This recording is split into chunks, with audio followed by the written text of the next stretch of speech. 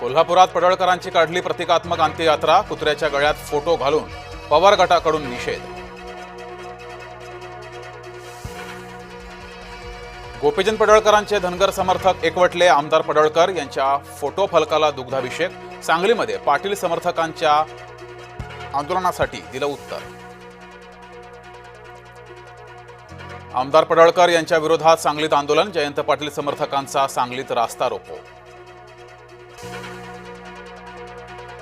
त्र्यंबकेश्वरमध्ये पत्रकाराला मारहाण करणाऱ्यांवर कडक कारवाई करा, मुख्यमंत्री फडणवीसांचे जिल्हाधिकाऱ्यांना आदेश।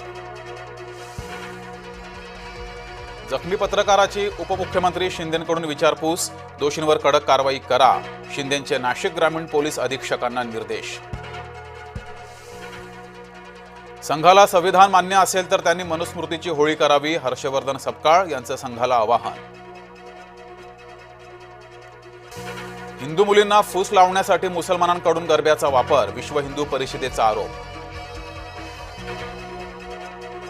वाल्मिक कराडचा पंटर गोट्या, गित्तेवरचा मकोका रद्द, गित्तेसोबत असलेल्या 5 जणांवरचाही मकोका रद्द, परळीतील सहदेव सातभाई हत्येच्या प्रयत्नात मकोका दाखल।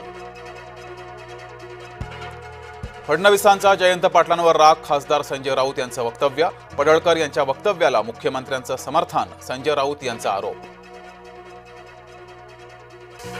हिंगोलीतल्या वसमतमधील शेतकरी हवालदिल, पावसामुळे कपाशीचं नुकसान, शेतकरी आर्थिक संकटात।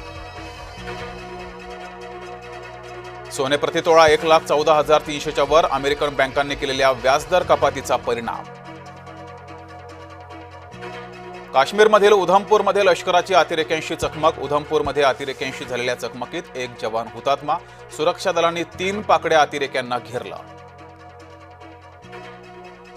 मणिपूरमध्ये सुरक्षा दलावर हल्ला, आसाम रायफल्सचे 2 जवान हुतात्मा, 4 जखमी।